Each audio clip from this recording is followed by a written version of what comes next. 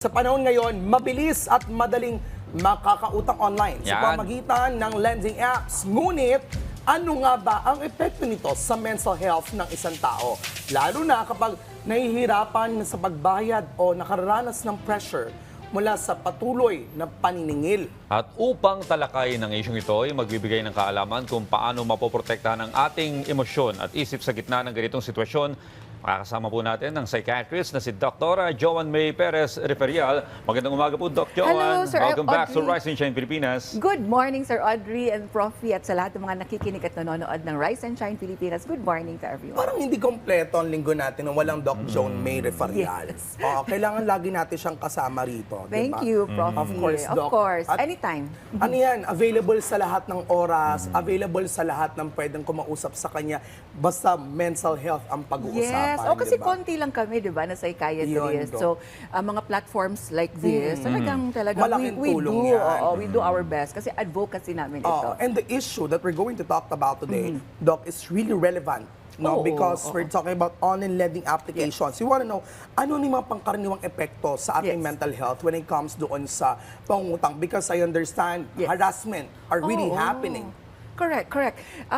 Of course, no, pag tayo ay nakakatanggap ng mga messages na ganito na may banta or threat Okay. sa ating safety, sa ating security as an individual, nagkakaroon tayo ng effect nito is sa ating biologically, no, nag-activate ito ng fight or flight response Okay. sa ating sistema. So, ito yung nagiging effect niya. So, fight, it's either sasagot ka or flight. No? Magtatago ka, hindi ka sasagot, iiyak, at you want to escape.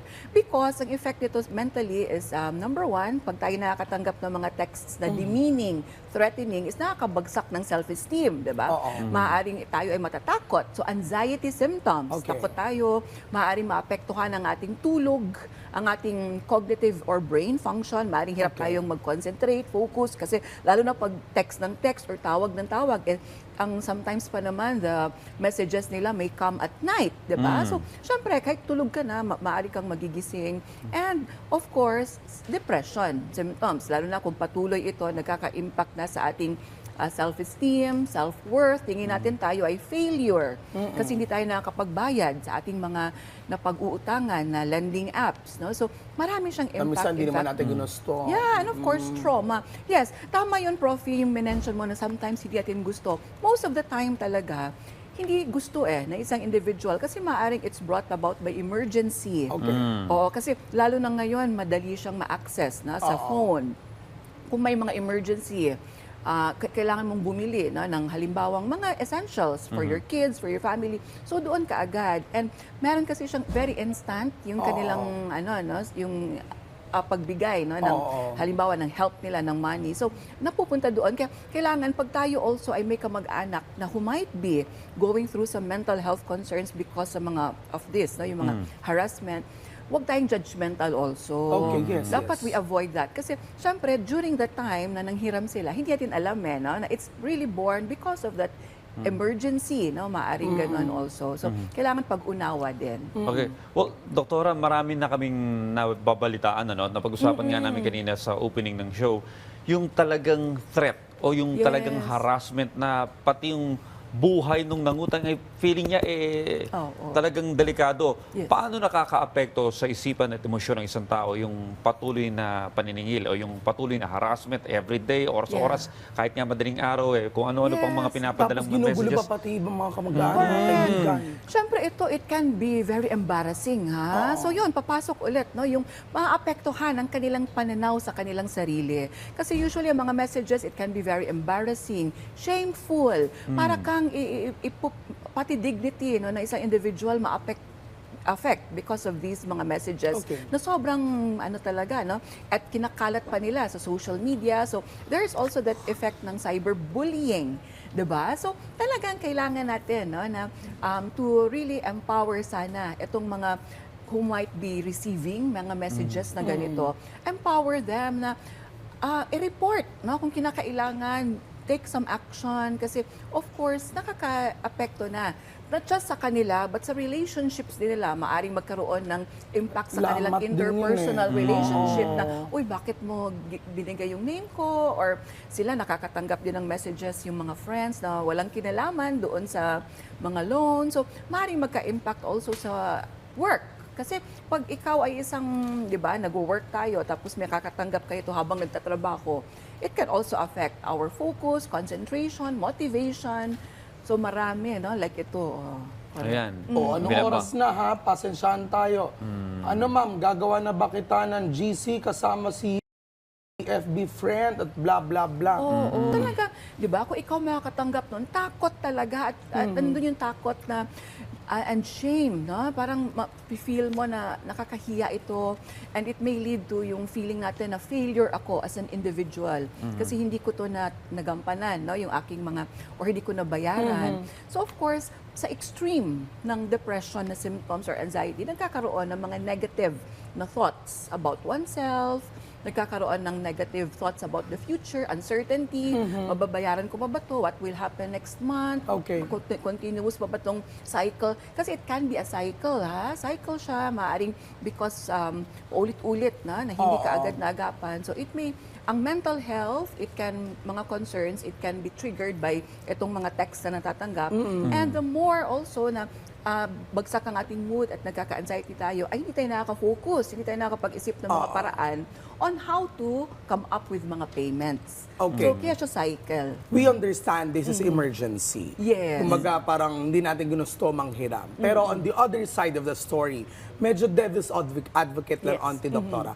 Paano naman kung halimbawa ay the thinking of the people is that why would you even loan kung if you don't really have the capacity to pay just because you have an emergency? Yes. Are there any other ways that won't result to having this kind of effects na it might affect your mental health later because hindi ka napagbayad at ganito ka singilin ng mga online lending applications? And how are these online lending applications going to address such issues na kailangan mabayaran pa rin sila because it is still a business at the end of the day? Correct. And there's no other way para masingin nila kundi maging rude sila. Yes, correct. Tama yun, Prof. No? Kasi always may two sides of a coin, diba? Okay. So maaring at that point in time na nag-decide ang isang individual na manghiram, maaring at the brink na sila of hopelessness, Okay. helplessness. Yung parang feeling na isang individual, walang ibang makakatulong. So gets dapat ng online lending applications yan. Yes, Okay. oo. Na at that point in time na kailangan talagang manghiram, maaring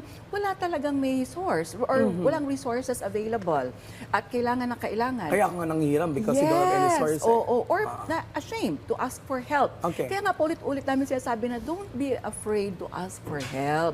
Kasi alam natin na temporary lang naman ang mga financial concerns at meron malalapitan tayo ng mga individuals, loved ones, friends, mga kasama natin sa community na maaaring makatulong temporarily kung kinakailangan. And of course, doon naman sa side, nung sinabi mo, Prof, no, na yung mga, kasi it's still a business nila, Yes. ay sana, of course, they also naman, pag-isipan din nila, empathy is very important. Na sana, yes, it's a business, pero wag naman sana yung very harsh. Dapat may legal and ethical considerations. Very aggressive, no? Yung nakita rin kayo ng mga messages. Wag naman ganon. Of course, empathy is very important. Lalo na sa panahon na alam natin ay challenging Okay. para sa isang individual. Sana stick pa rin tayo doon sa legal and yung ano lang, appropriate lang na reminders. Wag naman yung paulit-ulit na even at night, talagang very threatening na. Kasi once there's a threat talaga to our safety and security, talagang ang impact noon sa ating mental health ay talagang labis, no, na umaabot sa point na nagkakaroon na sa individual ng mga negative thoughts about oneself and the future. Maganda yung sinabi ni Doktora kanina, temporary lang ito. Yeah. Lilipas din ito kapag na-resolve mo na ito. Pero ang problema, Doktora, may mga taong yung kanilang reputation ay mahalagang-mahalaga para sa kanila. Yung ganitong klase ng harassment, may mga pamamaraan sila kagaya nung nabasa natin sa monitor kanina, no? Yung sample ng harassment. Gagawa na ba ako ng GC, group chat, para sa mga friends mo, para hiyain ka sa peers mo? Ganun yung ginawa ko kay Audrey Doc eh. Nanghiram siya sa akin. Grabe. Di ba yan? Hindi totoo yan. GC, Doc. Hindi totoo. Okay. Pero sa ibang tao kasi, mahalaga yung kanilang reputation. Of course, yung reputation mo, reputation ng pamilya mo, ng anak mo. Yes. Kapag napahiya ka na at ginawa mo na lahat ng paraan at talagang limitado talaga yung resources mo para makapagbayad, paano to Pero Audrey, pag nasa bingit ka, hindi mo naisipin. Oo nga, yun na nga. Pero may mga tao nga kasi na talagang mahalaga yung reputation nila at parang mawawala na ng saysay yung buhay nila. Kapag ito'y lumantad na sa publiko, sa kanilang mga kakilala na ikaw, pwede nangungutang ka at di ka Parang makabayad. gumawa ka ng Napahiya. Sobra talagang effect nito at nakakalungkot, di ba? Naaabot sa ganon. So kung talagang aabot sa ganon, then please, kung tayo ay nakakaramdam ng gano'n, nahiya, shame, and parang feeling defeated na tayo, then it's okay. We talk about it doon sa mga kasama sa GC na this is maaaring ito ay temporary lamang or pasensya na kayo ay nasama. So, mas maganda, we ask for help pa rin. Okay. Talk about it with someone. Huwag talaga siyang solo natin kasi the more na mas mabigat siya for someone. Okay. Kasi dahil nangihiram tayo at naharas tayo, Yes. we feel vulnerable. Yes. I'm sorry, Doc, but just to break the stigma, because some people would say, nako, you're just using your mental health para lang ma-escape mo yung sarili mo Yes. mula doon sa maling ginawa mo na hindi pagbayad because it's your responsibility. What are your thoughts on this, that people are saying that mental health is just an escape for this? How are we going to break this kind of stigma? Yes, kailangan talaga open discussions like this. Okay. Para to give insights to the people na nakikinig na ang mental health is really a true, real at valid na concern. Okay. Of course, kahit sino maaring dumaan sa stress, dumaan sa distress. Kahit sino naman.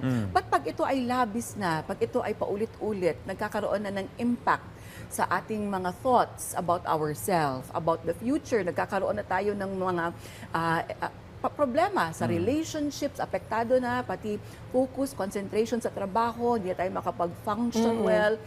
It's true, it's real, it's valid. At lahat ng ating mga emotions ay totoo, valid, hindi ito arte-arte lamang. And sana ay nandito tayo para umunawa. Yun. To give help in a non-judgmental way. Kaya si Audrey ganun ginawa sa akin. Ano ba, Fee, kailangan ba ng pera? Dito ako para sa'yo. Naging example tayo. Kung hindi natin alam what to say, pwede namang quiet tayo. And physically presence natin, malaking tulong na yon para sa isang individual na dumadaan sa mga pagsubok. Ayun na nga, maganda yung pinakabuod ng advice ni Doktora, no? Kapag nasa ganitong sitwasyon ka, huwag mong sarilinin. Ask for help. Ask for Hotline, Doc. help. Yes, 1553, Yan. National Center for Mental Health, 24/7 crisis hotline natin yun. Ayun. Ayan. Maraming salamat, Doktora, sa inyong mga impormasyon na ibinahagi ngayong umaga. Nakasama po natin, Doktora Joan May Referial, para sa pag-usapan itong mga online harassment na ito. Thank you very much, Thank you, Audrey and Doc. Profi. Thank Balik you very ulit much. next week, Yes. Yes, another topic. Anytime. Thank you.